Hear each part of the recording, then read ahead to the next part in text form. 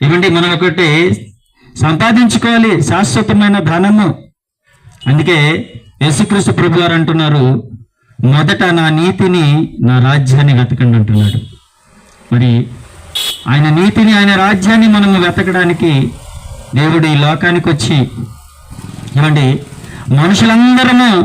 మనందరము పాపం చేస్తే ఆ నీతిమంతుడైన యేసుక్రీస్తు ద్వారా మనందరము నీతిమంతులుగా మనం ఎంచబడ్డామండి. ఆయన యందు విశ్వాసం ఉంచి, ఏమండి, ఆయన మన పాపాలన్నీ కడిగాడు, మనకు బదులుగా ఆయన ప్రాయశ్చిత్తం చేశాడు. మనకి సహాయకుడు ఎవరంటే యేసుక్రీస్తు ప్రభువారు. ఆయన నీతిమంతుడు. కాబట్టి మనము ఆ పరలోక రాజ్యానికి వెళ్ళాలంటే ఈ లోకంలో మనం సంపాదించుకోవాల్సిన ఆస్తి ఏదైనా ఉందంటే అది నీతి, ఆయన రాజ్యము.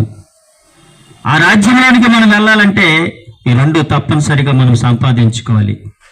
ఇక్కడ మనం బంగారం సంపాదించుకున్నా, ఏమంటే ఆస్తులు సంపాదించుకున్నా, మేడలు సంపాదించుకున్నా అన్నీ వదిలేసుకొని ఒకరోజు పోవాలి.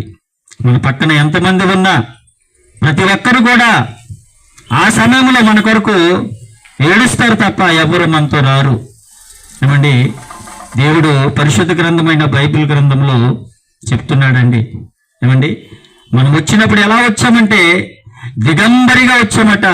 తల్లి గర్భంలో నుండి మనం వచ్చినప్పుడు దిగంబరిగా వచ్చాము, దిగంబరిగా మనం వెళ్ళిపోతాము. ఏమండి, మరి మనిషి ఆలోచన చేయాలి. మన శరీరానికి మరణం ఉంది, మన శరీరానికి మరణం ఉంది, కానీ మనలో దేవుడు పెట్టిన విలువైనది ఆత్మ ఉంది. ఆత్మకు మరణం లేదు. ఈ ఆత్మ దేవుడుండే లోకానికి వెళ్ళాలి, నిరంతరము దేవుడి దగ్గర ఉండాలి. ఈ ఆత్మ దేవుడి దగ్గరికి వెళ్ళాలంటే ఈ లోకంలో మనము నీతిని సంపాదించుకోవాలి, పరిశుద్ధతను సంపాదించుకోవాలి. ఈ నీతి పరిశుద్ధత అనేది ఎవరిస్తారంటే నీతిమంతుడైన యేసుక్రీస్తు ప్రభు ద్వారా మనం నీతిమంతులం అవుతాము. మనకి పరిశుద్ధత ఆయన పరిశుద్ధమైన రక్తము ద్వారా మనకేమొస్తుందంటే పరిశుద్ధత వస్తుంది. కాబట్టి యేసుక్రీస్తు ప్రభు, ఏమండి, గొప్ప దేవుడు అండి. ఆయన జీవితంలో మనం చూసామండి.